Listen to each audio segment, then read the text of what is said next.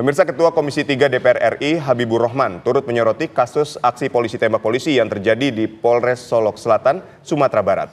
Habib menyatakan dari informasi yang didapat bahwa kejadian ini dilatar belakangi oleh pelaku yang merasa tidak senang atas apa yang dilakukan Kasat Reskrim yang menindak tambang ilegal. Habibur Rahman juga menyatakan akan mengusut tuntas peristiwa ini.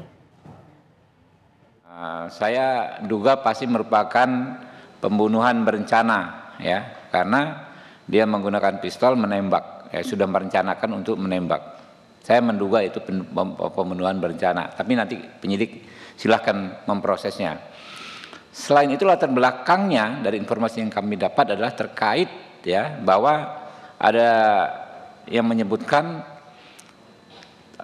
si pelaku ini tidak senang atas apa yang dilakukan Kasat Reskrim menindak tambang ilegal galian C. Nah, jadi dipertanyakan apakah pelaku ini membackingi tambang ilegal sehingga ketika tambang ilegal tersebut ditindak orang ini marah, ya. Nah, ini juga harus diusut tuntas. Dua hal, karena itu kami Komisi 3 DPR RI hari Senin yang akan datang akan ke Sumatera Barat. Pemirsa, peristiwa penembakan antara dua perwira polisi di Solok Selatan, Sumatera Barat menambah nokta merah catatan aparat penegak hukum, apalagi pelaku yang merupakan Kabak Ops Polres Solok Selatan menembak rekannya yang merupakan Kasat Reskrim Polres Solok Selatan diduga berkaitan dengan keberadaan tambang ilegal. Ya, bagaimana kepolisian seharusnya menyikapi insiden ini? Kita akan berbincang dengan Ketua Komisi 3 DPR RI Habibur Rahman dan juga Penasihat Ahli Kapolri Bidang Hukum Arianto Sutadi. Selamat petang Bapak-Bapak semuanya. Bang Habib, Pak Arianto. Ya, selamat petang. Assalamualaikum. Selamat petang Pak Habib. Waalaikumsalam. Ya, Bang Habibur Rahman, bagaimana sejauh ini sikap dari Komisi 3 atas insiden yang terjadi? Meskipun sebelumnya kita tahu Bang Habib cukup tegas menyampaikan ini perlu diselidiki lebih serius, apalagi mengenai dugaan adanya kasus tambang ilegal ini, Bang Habib. Ya, tentu kita pertama menyatakan bela sungkawa, ya, karena satu prajurit Bayangkara tewas di tangan rekannya sendiri. Ini sangat memprihatinkan.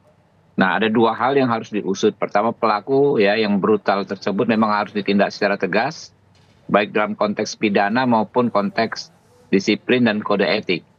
Tapi dua hal lain terkait selain pembunuhan tersebut, yang perlu diusut juga latar belakangnya. Kalau dari informasi yang kami dapat, ya, saya dapat pagi-pagi dari WhatsApp grup Komisi 3 yang biasanya kredibel informasi tersebut, bahwa latar belakangnya adalah karena Kasat Reskrim ini baru saja menertibkan dan menahan tersangka tambang ilegal. Lalu pelaku datang, masuk dan melakukan penembakan 2 kali. Lalu melakukan penembakan juga kepada Kasat Resmob, kalau salah seperti itu keterangan yang kami dapat. Nah, ini kan berarti ada hal yang sangat serius terkait dengan pengungkapan dan pengusutan kasus tambang ilegal ini, karena kan pelaku juga menelpon si Kasat Reskrim ini terkait penangkapan tersebut sebelum kejadian. Baik, kita diusut tuntas apakah pelaku ini membackingi tambang ilegal, gitu.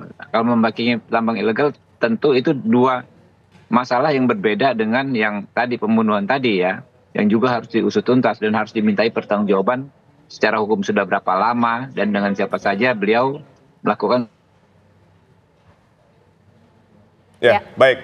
Kita ke Pak Arianto. Pak Arianto, Kapolda Sumatera Barat ini kan menyatakan peristiwa penembakan ini terjadi di tengah upaya untuk memberantas adanya tambang ilegal.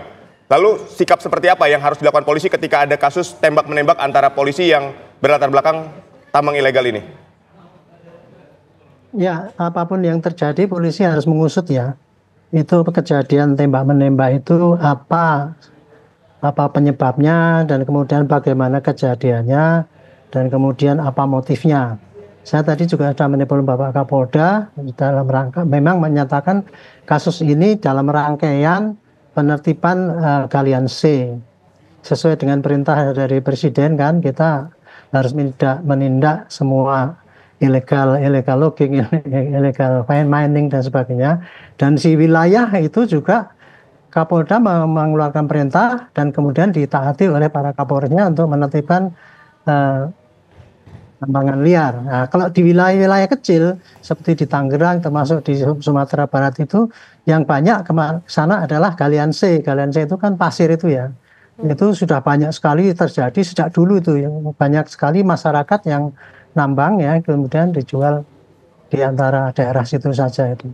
Dan kemudian ini rupanya kapten itu barusan menindak pelaku Galian C, tapi kemudian Kabak Ops mungkin temannya atau gimana itu kemudian dia mendatangi dan kemudian menembak Ulil namanya, AKP Ulil kalau nggak salah.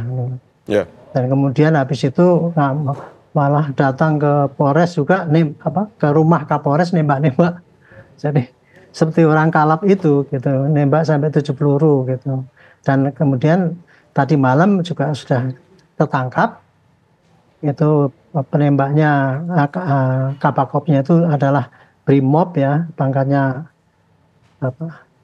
pangkatnya AKP atau AKBP saya nggak tahu, tapi yang jelas saya lihat ya, kalau lihat NRP-nya itu NRP sudah sepuh ya, jadi dia tinggal 1 tahun pensiun itu. Sementara korbannya ini adalah tamatan Akabri angkatan 2012, jadi masih muda, masih bujangan lagi katanya.